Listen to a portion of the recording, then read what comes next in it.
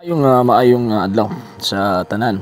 So kita mga Katoliko karon nga adlaw nagsaulog sa kapistahan sa pagkahimugso sa mahal nga Birhen September 8. Aminin ninyo kung nabuhi pa ang mahal nga Birhen karon, pila ang iyahang gitawag og edad.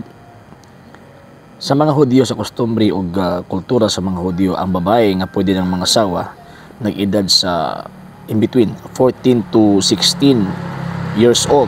So gibana-banaan nga ang mahal nga Birhen nagsabak sa Ginoong Jesucristo 14 hangtod 16 anyos.